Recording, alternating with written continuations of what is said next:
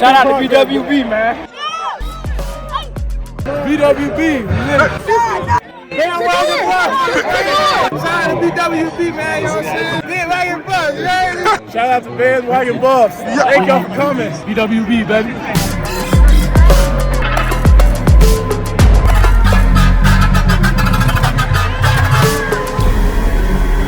Shout out to TOP Sports Club, baby. Buff Nation, what up? BWB, my Bandwagon Buffs. What it is, what it does, and what it's gonna be. It's your man's Harry Billion. Family, welcome to the Liberian Perspective. I got a lot of work to do today, so do me a favor and smash that subscribe button. Make sure to give me the thumbs up, and please don't forget that BWB gear is now available. You can represent the horns on the BWB and let college football know who you are. Look on your screen or look down on your phone, you'll see the gear. I gotta get to work, so that's all the business I got. You know what time it is. Let's work. I want to revisit some information that I gave you guys a while back about the rating system, the 3, 4, and 5-star rating system. There's a reason why I want to go back here, because Coach Prime is doing something that is unprecedented. He's doing something that's an anomaly, but it's not being talked about. Let me start with this, guys. My YouTube channel is only a few months old. We are over 5,000 subscribers. In some people's eyes, that's nothing. In my eyes, that's some exponential growth. But I have a unique perspective. I have the Liberian perspective.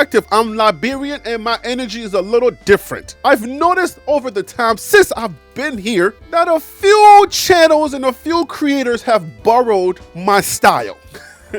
A few creators have kindly borrowed my style without giving credit. But it's okay, because when you are a creator, you can't sit around waiting for somebody to give you credit. That's counterproductive. You just keep creating and you keep changing the game. You keep trailblazing. My friend, I want to tell you guys today that Coach Prime is trailblazing and he is changing the game of college football, but he is not being given his due credit. The people that should be talking about what I'm about to talk about right now are not talking about it. What Coach Prime is doing is an anomaly. It's rare. It's not supposed to be done. So I want to talk to you about the rating system, how important that rating system is, so that you can understand how what he's doing is rare and he should not be doing it. I should not be making this video. This conversation should not be led by a YouTuber with 5,000 subscribers. I'm not claiming to be the only one talking about this. I'm just saying bigger platforms need to be having this conversation. Your ESPNs, your Fox Sports, your College Game Days, those bigger platforms, these bigger talking heads and personalities in the sport of college football,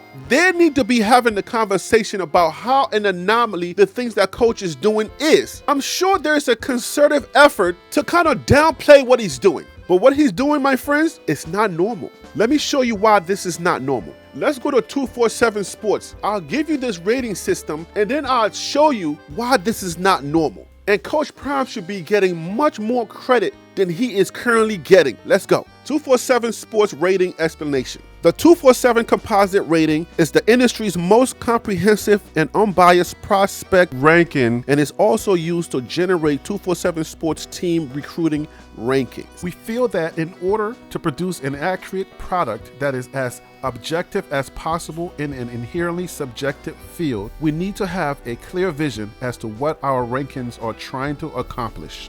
Our ultimate goal is to accurately project college success with an element of raw ability baked in. To that end, we have turned to the NFL draft as the measuring stick and answer key that best indicates in a quantitative manner the level of success and ability players showcase during their college careers. There's one important distinction to make. We are not projecting to the NFL. What a player does over the course of his NFL career is of very minimal interest to us. Instead, we are simply calling on NFL front offices to grade our work in what becomes a default assessment the college careers by professional evaluators. I think it should have said of the college careers by professional evaluators. The man hours and expertise that NFL front offices pour into film study, testing, interviews, and more points to a much more objective way of assessing a college career than alternatives like all-conference teams or statistics statistics that can be corrupted by level of competition, scheme, limitations, uniform opinions, and any number of other factors. This is where I want you to lock in. I need you guys to pay very close attention to this next set of information. This is what's going to explain why what coach is doing is an anomaly and is unreal. Let's go. 5 stars, 98 to 110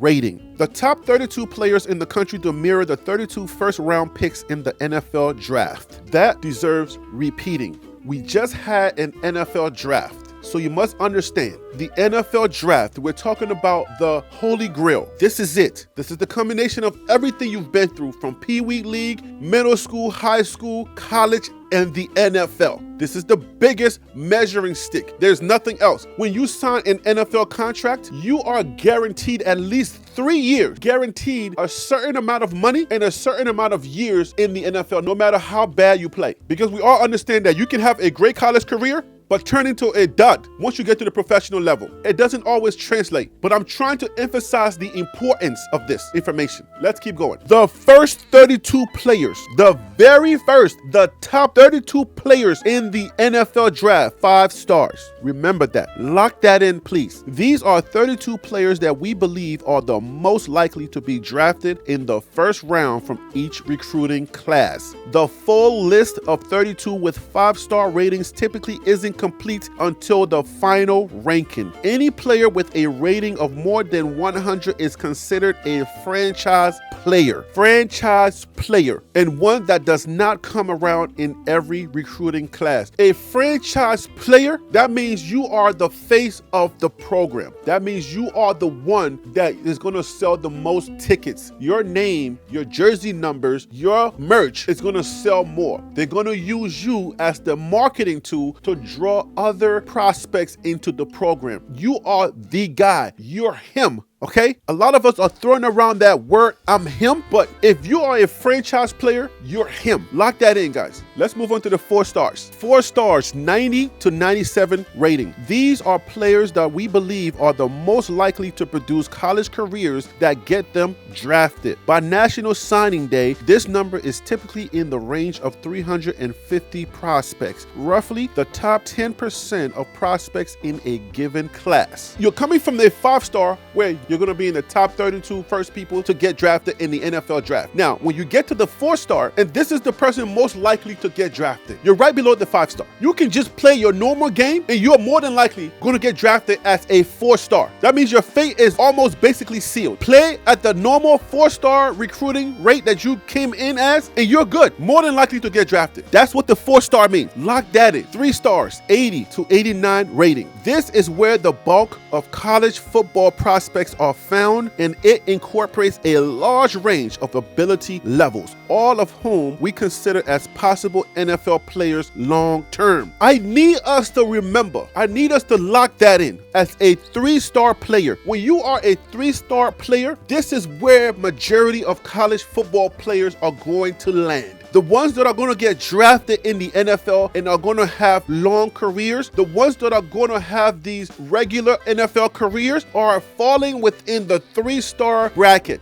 That's where the majority of college football players are going to be. If majority of the college football players are found within that 3-star rating, then there are levels to the 3 stars. 3 stars have to be breaking down a little bit further. So let's break it down. A high 3-star 87 to 89 is considered a player with significant NFL upside who expect to be an impact college football player. A mid 3-star 84 to 86 is a player that we consider to be a capable starter for a Power 5 football team and an impact player at the group of 5 level. You don't even have to be a high 3-star to be at the Power 5 level where you are being highly recruited. You only need to be 84 to 86. That's where your Power 5 people are. Not the top tier, but the mid-tier people. 3-star. Lock that in, please. A low 3-star 80 to 83 is a player that we consider to be a potential contributor at a Power 5 program, but a probable group of 5 starter with impact potential. This is not an argument about who's who or anything like that. We're talking about 247 Sports composite rating. This has nothing to do with Coach Prime. Coach Prime does not make these rules. If any fans tell you their team is full of 5 stars, they're lying to you. There's no team that's full of 5 stars. They are lying to you. 2 stars, 70 to 79 rating. These are prospects that we consider to be FBS level players with very limited NFL potential. So FBS is Football Bowl Subdivision. Usually you don't really get to the 2 stars. When you're talking about Power 5, big programs, you don't really get to the 2 stars. But 2 stars could be walk-ons, people who can play the game, but they just need an opportunity. A lot of college football players and NFL players had no stars.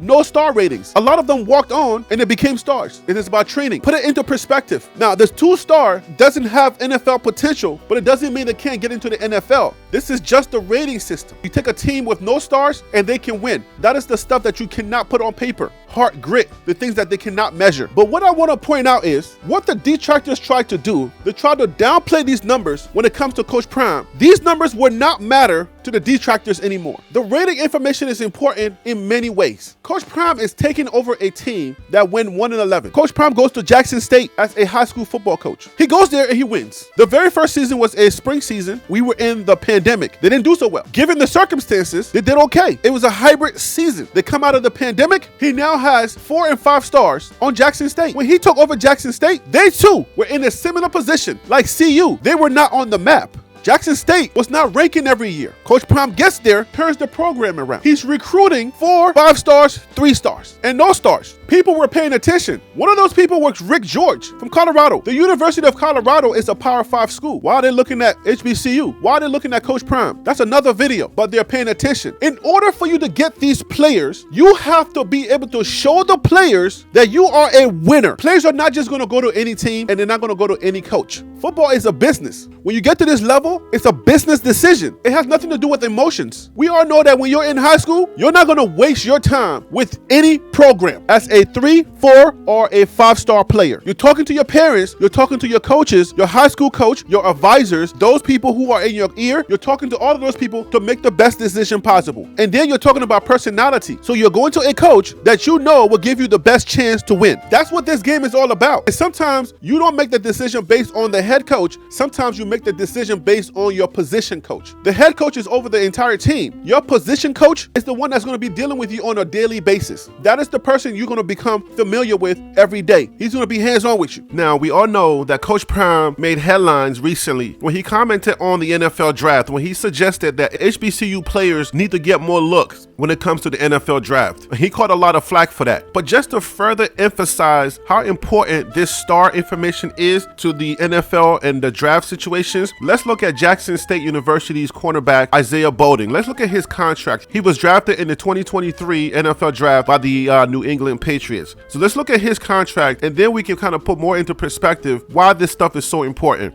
and why what Coach Prime is doing and what he said needs to get further investigated, and it needs to get more looks than just people trying to shoot him down. This stuff is way too important for us to just be like, oh no, it's just all about talent. It's not just all about talent, because we know that HBCUs have a lot of talent. This goes a little deeper than that. Let's go ahead and look at this contract breakdown. I want to give a shout out to Janet G, one of our club members who sent me this information, and you guys can always send me information at the hot tips line, hot tips for trpsports@gmail.com. Just send me the information, any information you see out there that can help BWBs learn a little bit more about this college football situation. Anything that you think can help me out and can help the constituents out, that'll be very helpful. Even if you think I already have it or I should already know it, just send it anyways, because you never know. But anyway, here goes the information. HBCU Premier Sports and more. This is at HBCU Sports 1. I guess you guys can follow them either on Twitter or wherever they are. But Jackson State University cornerback Isaiah Bowden signed a 4-year, $3,921,684 contract with the New England Patriots. And you can see right there the breakdown. His signing bonus was $81,684. His salary for 2023, for this season that's coming up, will be $750,000. His salary increases in 2024 to $915,000. And then 2025, it increases more to $1,030,000. And then 2026,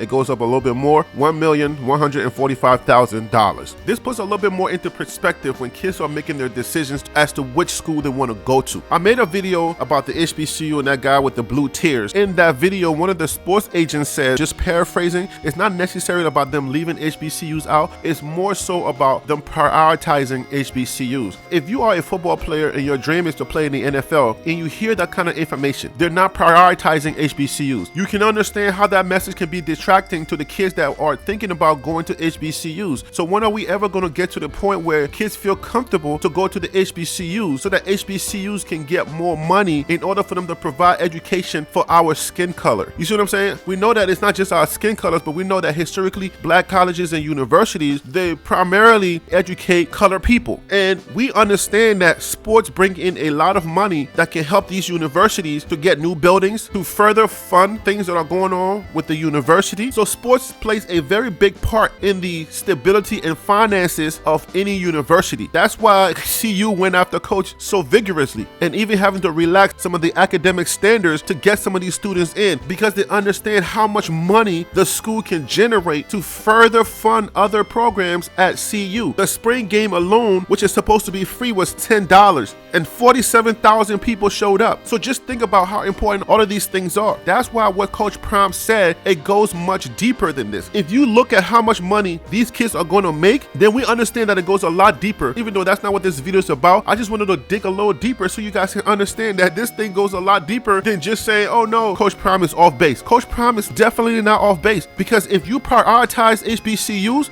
these kids get these contracts, then it incentivizes other kids to want to come to HBCUs. But if you tell them that you're not being prioritized, what message is that going to send to a future prospect thinking about their career? Why should a burden be placed upon an individual kid to save their culture or to save their race? You're a kid that's growing up and you just want to just live your life. Why is it that so much pressure is always put on individuals to save our race? Why can we not do it as a collective? So much pressure has been put on Coach Prime to save HBCUs. It should not be that way. We shouldn't be putting so much pressure on individuals to save our race. We need to make a concerted effort so that we all together can save our institutions. And it's going to mean that a lot more of us, the Stephen A. Smiths, the people that look like us, we're going to have to stop talking against each other. We're going to have to do the talking, the verbal lashing. We're going to have to do that behind closed doors. When big issues come up like Colin Kaepernick and all of these things, people like Shaq and all of those black prominent people that have those big platforms, they cannot come out and be putting out statements saying, oh no, that's not right, you shouldn't say anything about that. That just means that you are being wrangled by somebody who's bigger in these institutions. But we understand the implications. We know how significant it is to bring money or to make sure that HBCUs get prioritized in the NFL draft, because that is the final destination. That is the culmination of everything that we're talking about when it comes to football. So if they're not being prioritized, they're not getting the same priority as these Power 5 or these PWIs, then guess what? You're discouraging kids from going to these universities, which then in turn is going to have financial implications. That's why this conversation is much bigger than he's off base. He's not off base. And I'm going to keep talking about it. I'm going to keep saying something. I had to show you this contract so that you can understand how important it is when we're talking about all of these stars, what significance these stars have in your individual life or the life of the institution that we're talking about. I can make a whole video about just that topic, but we have to move on because that's not the purpose of this video. So let's move on to the next thing. You get a high school coach, he comes into a program that is not on the map. He's able to recruit 4 stars and 5 stars to this program and make it a winning program. How's he doing that? How do you take a program that's at the bottom and make them relevant again by recruiting 4 and 5 stars? How do you do that? The normal way to do that is by having a successful program. If your program is successful, if your university is a hot place to go, if everybody's talking about you, these kids, they want to be popular. They want to be talked about. They want to get the most shine, and they want to be able to carry the ball the most. They want most people to talk about them. So they're going to choose the program accordingly. And if you don't have the winning record, you have to be able to prove that you are building towards that. If you can convince a parent and a student, a 4 and a 5 star student or a 3 star, if you can convince them that you are putting in place the necessary elements to get to winning, then some of these kids don't mind helping you to do that. That's another way to recruit. You have to be convincing that you got the pieces. Other coaches that you're adding, your facilities,